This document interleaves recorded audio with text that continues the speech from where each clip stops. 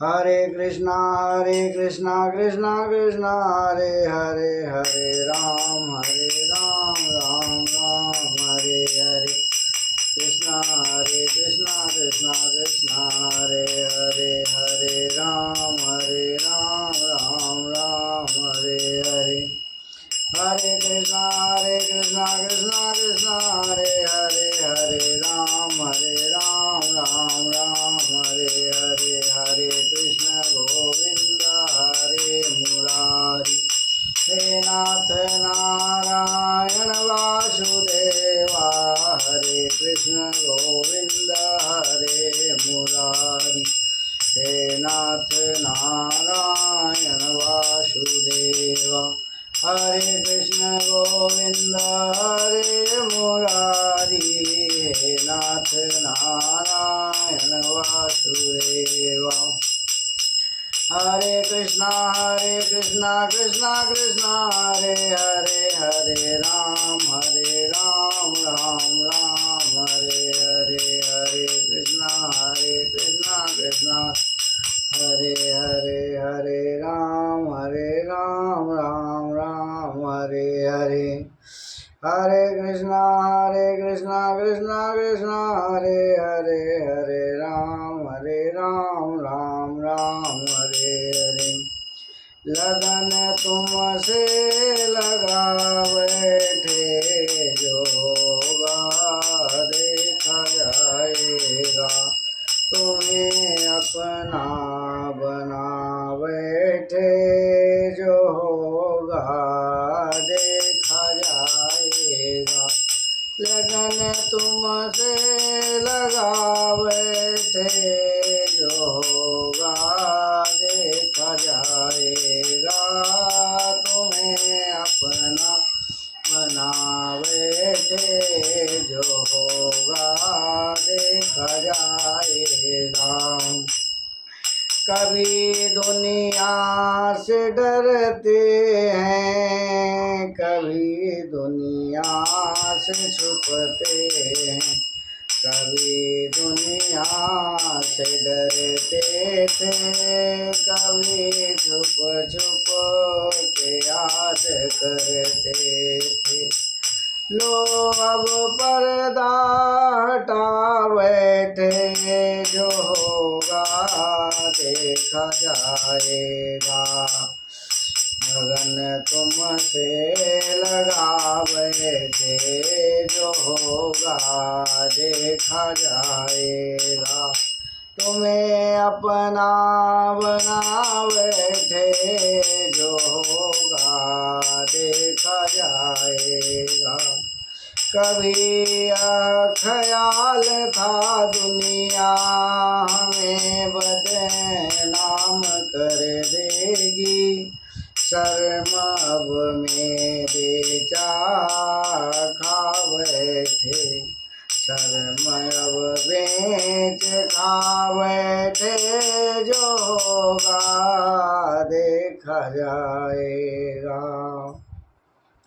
लगन तुमसे लगा बैठे, जो होगा देखा जाएगा। तुम्हें अपना बना बैठे, जो होगा देखा जाएगा। तेरे दरबार आया हूँ, फूल श्रद्धा के लाया हूँ। तेरे दरबार आया हूँ, फूल श्रद्धा के लाया हूँ। तेरे चरणों में आ बैठे, जो होगा देखा जाएगा। तेरे चरणों में आ बैठे, जो होगा देखा जाएगा।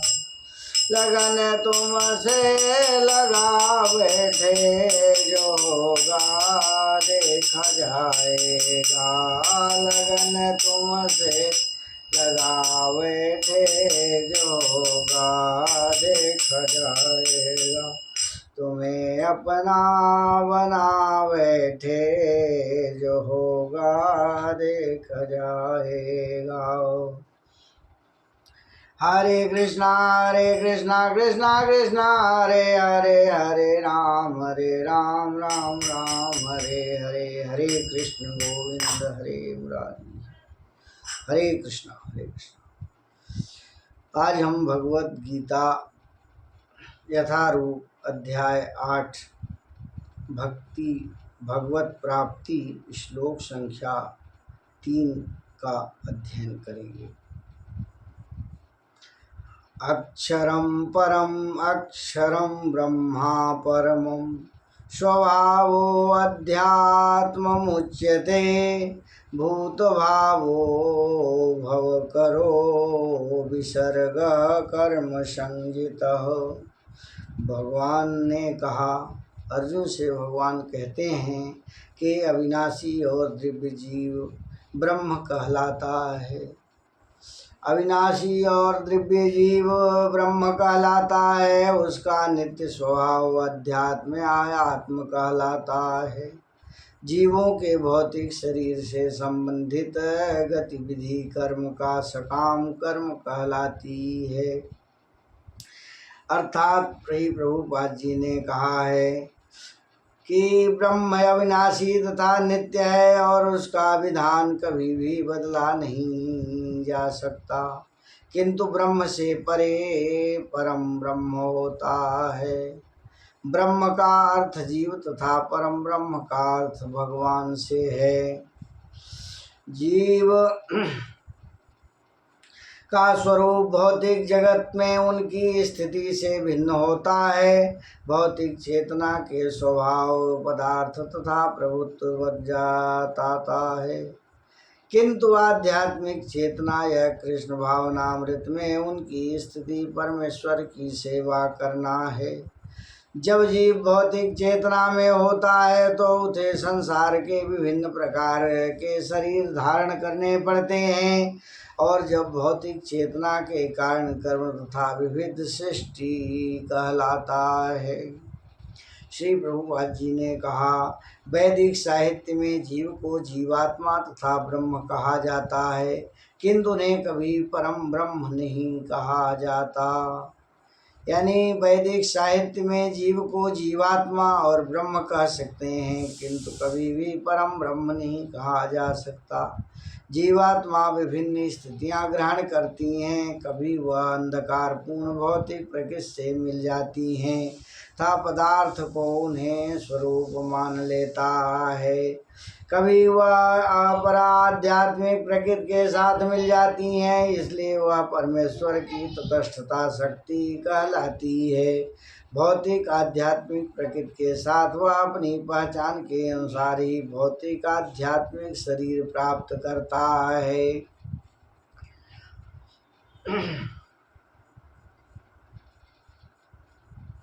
भौतिक प्रकृति के वह 84 लाख योनियों में से कभी कोई भी शरीर धारण कर सकता है, किंतु आध्यात्मिक प्रकृति में उसका एक ही शरीर होता है। भौतिक प्रकृति में वह अपने कर्म के अनुसार कभी मनुष्य रूप में प्रकट होता है तो कभी देवता पशु पक्षी आदि के रूप में प्रकट होता है।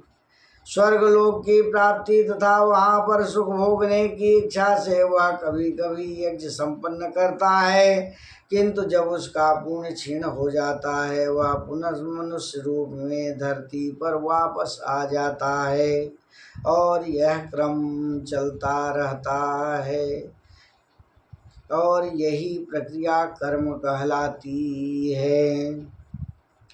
हरे कृष्ण गोविंद हरे मुरारी, हे नाथ नारायण वासुदेवा। स्वर्गलोक बादल पृथ्वी मनुष्य तथा स्त्री रूप मानी जाती हैं, और श्रद्धा सोम वर्षा अन्न तथा वीर ये 5 प्रकार की आहुतियाँ हैं। यानी वेद की वेदी में 5 योनियों अग्नियों को 5 प्रकार से आहुति दी जाती है। यज्ञ की वेदी में 5 प्रकार की आहुतियाँ दी जाती हैं। ये 5 अग्नियाँ स्वर्गलोक बादल पृथ्वी मनुष्य तथा स्त्री माना गया है। इसी प्रकार से श्रद्धा, सोम, वर्षा, अन्न तथा वीर ये 5 प्रकार की आहुतियाँ हैं। इस प्रक्रिया में जीव अभीष्ट स्वर्गलोक की प्राप्ति के लिए यज्ञ करता है और उन्हें प्राप्त करता है। जब यज्ञ का पूर्ण क्षीण हो जाता है तो वह पृथ्वी पर वर्षा के रूप में उतरता है और अन्न का रूप ग्रहण करता है। अन्न को मनुष्य खाता है जिससे वह वीर्य में परिणत होता है और यह स्त्री के गर्भ में जाकर फिर से मनुष्य रूप धारण करता है। यह मनुष्य पुनः यज्ञ करता है, पुनः वही चक्र चलता है। इस प्रकार जीव शाश्वत रीति से आता है और जाता रहता है। किंतु कृष्ण भावना भावित पुरुष ऐसे यज्ञों से दूर रहता है, वह सीधे कृष्ण भावना भावित ग्रहण करता है और इस प्रकार ईश्वर के पास वापस जाने की तैयारी करता है। भगवद गीता में निर्विशेषवादी भाष्यकार बिना कारण के कल्पना करते हैं कि इस जगत में ब्रह्म जीव का रूप धारण करता है और उसके सामर्थ्य में वे गीता के 15वें अध्याय के 17वें श्लोक में कहा गया है। किंतु इस श्लोक में भगवान जीव को मेरा शाश्वत अंश भी कहता है। भगवान का यह अंश जीव भले ही भौतिक जगत में आ गिरता है किंतु परमेश्वर अच्युत कभी नीचे नहीं गिरता। अतः यह विचार है कि ब्रह्म जीव का रूप धारण करता है, ग्राह्य नहीं है। यह स्मरण रखना होगा कि वैदिक साहित्य में जीवात्मा को परम ब्रह्म परमेश्वर से पृथक माना गया है। आधिभूतं क्षरो भाव पुरुषाधिदेवतम् अधियज्ञो अहमेवात्र देहे देहभृतावरम्। हे देहधारी, हे में श्रेष्ठ, निरंतर परिवर्तनशील यह भौतिक प्रकृति अधिभूत कहलाती है। भगवान का विराट रूप जिसमें सूर्य तथा चंद्रमा जैसे समस्त देवता सम्मिलित हैं अधिदैव कहलाता है तथा प्रत्येक देहधारी के हृदय में परमात्मा स्वरूप स्थिरमय परमेश्वर अधियज्ञ यानी यज्ञ का स्वामी कहलाता हूँ। इस श्लोक का तात्पर्य श्री स्वामी प्रभुपाद जी ने कहा है। यह भौतिक प्रकृति निरंतर परिवर्तनशील होती रहती है। सामान्यतः भौतिक शरीरों को 6 अवस्थाओं से निकाला जाता है। वे उत्पन्न होते हैं, बढ़ते हैं, कुछ काल रहते हैं और कुछ गौण पदार्थ उत्पन्न करते हैं, क्षीण होते हैं और अंत में विलुप्त हो जाते हैं। इस प्रकार भौतिक प्रकृति अधिभूत कहलाती है। यह किसी निश्चित समय में उत्पन्न हो जाती है और निश्चित समय में नष्ट हो जाती है। परमेश्वर विराट स्वरूप की धारणा जिसमें सारे देव तथा उनके लोग सम्मिलित हैं आदि द्वैत कहलाती है। इस प्रकार शरीर की आत्मा सहित परमात्मा में वास करता है जो कृष्ण भगवान का अंश स्वरूप है। यह परमात्मा अधियज्ञ कहलाता है और हृदय में स्थिर रहता है। इस श्लोक के प्रसंग एवं शब्द अत्यंत महत्वपूर्ण हैं क्योंकि इनके द्वारा भगवान बल देकर कहते हैं कि परमात्मा उनसे भिन्न नहीं है। यह परमात्मा प्रत्येक आत्मा के पास स्थिर है। आत्मा ही कार्यकलापों का साक्षी है। आत्मा ही विभिन्न चेतनाओं का उद्गम है।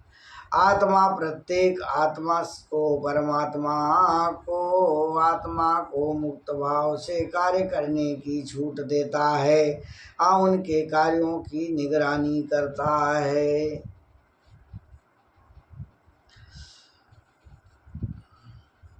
अधिद्वैत नामक भगवान के विराट स्वरूप का चिंतन उन नवदीक्षियों के लिए है जो भगवान परमात्मा स्वरूप पहुँच जाते हैं। अतः जिनके पाँव अधोलोक हैं, जिनके नेत्र सूर्य तथा चंद्र हैं और जिनका सिर उच्च लोक है। हरे कृष्ण गोविंद हरे मुरारी, हे नाथ नारायण वासुदेवा। श्री कृष्ण चैतन्य प्रभु नित्यानंद, श्री अद्वैत गदाधर वासादि गौर भक्त वृंद। हरे कृष्णा हरे कृष्णा हरे कृष्णा। इसलिए आज हमने अध्याय 8 के भगवत गीता यथारूप भक्ति प्राप्ति भगवत प्राप्ति अध्याय 8 श्लोक संख्या 3 से 4 का अध्ययन किया और उस विषय में आपको बताया है। आप भी इसको ज्ञान अर्जित करें और भगवत भक्ति से जुड़ें और श्री भावना भगवान श्री कृष्ण भावना भावित भक्त बने। हरे कृष्ण।